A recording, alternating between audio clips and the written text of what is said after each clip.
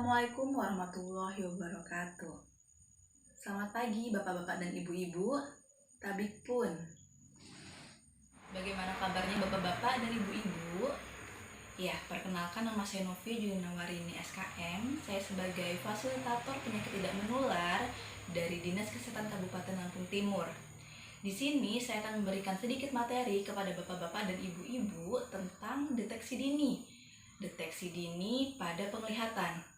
Nah, di sini materi yang akan saya berikan fungsinya untuk memberikan pengetahuan sehingga bapak-bapak dan ibu-ibu dapat melakukan pemeriksaan tentang deteksi dini penglihatan. Ya, deteksi dini dimaksudkan untuk mengetahui dan melakukan intervensi dari penyakit tidak menular.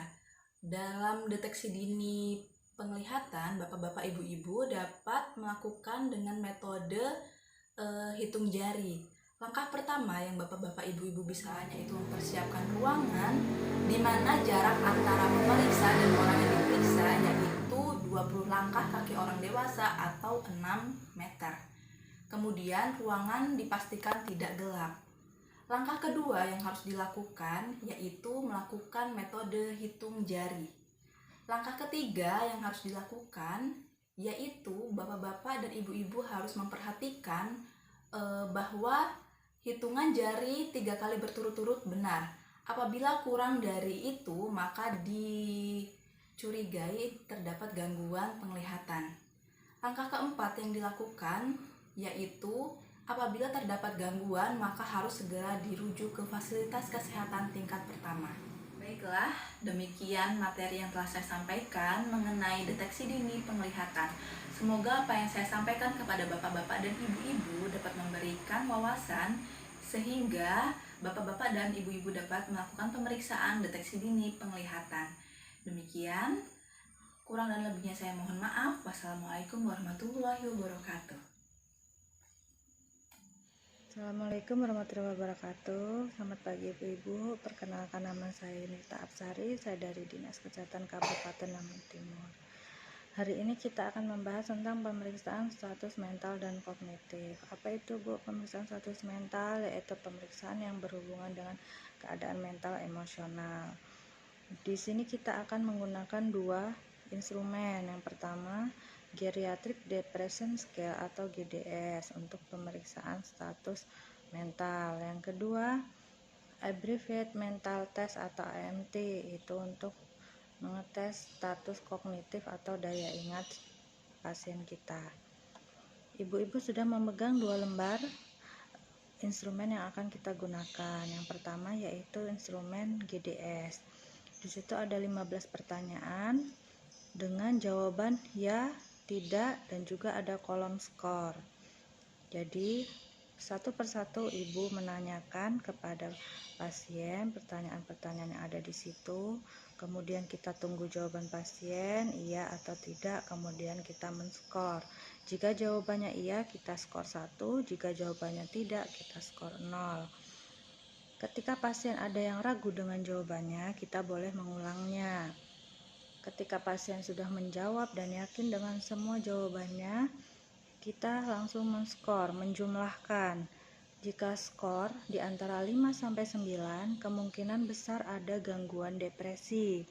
Tetapi jika skor 10 atau lebih, berarti ada gangguan depresi terhadap pasien tersebut. Kemudian yang kedua, instrumen Abbreviated Mental Test atau AMT. Di situ ada 11 pertanyaan ya Bu, dari A sampai K. Kemudian di kolom sebelahnya ada salah dan benar. Jika salah sama dengan 0 dan jika benar sama dengan 1.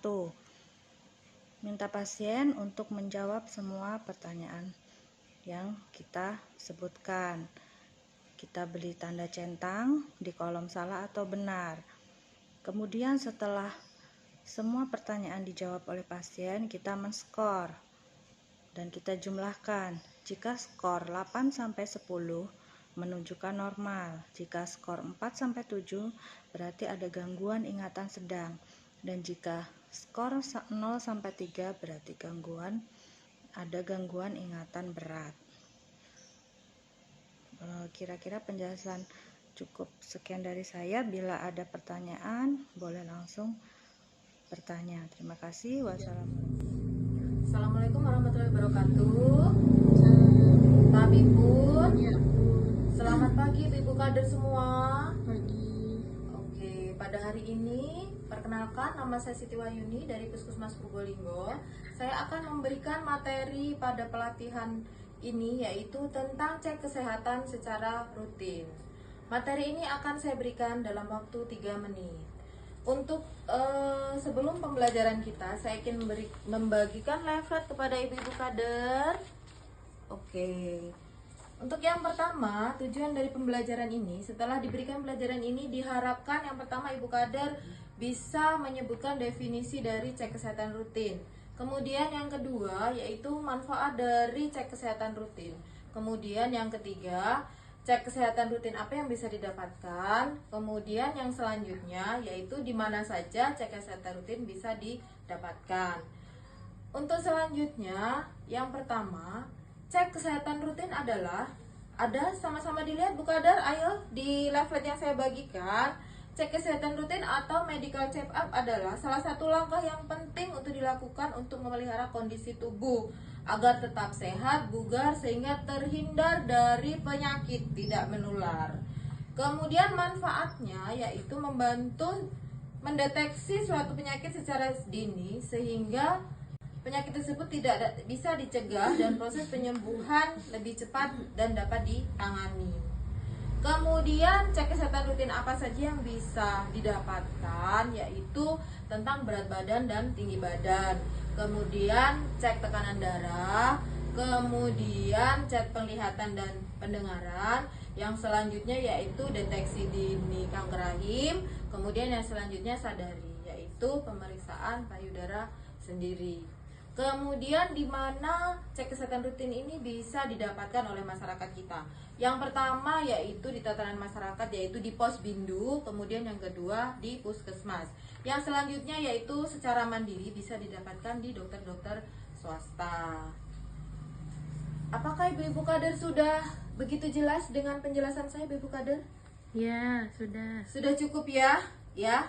Saya ulangi bahwa yang pertama ibu kader bisa menyebutkan definisi dari cek kesehatan rutin, kemudian manfaatnya, kemudian cek kesehatan rutin apa saja yang bisa didapatkan, kemudian di mana cek kesehatan rutin itu bisa didapatkan. Begitulah materi dari saya, mudah-mudahan bermanfaat bagi ibu kader. Kurang dan lebihnya saya mohon maaf. Saya akhiri, wassalamualaikum warahmatullahi wabarakatuh.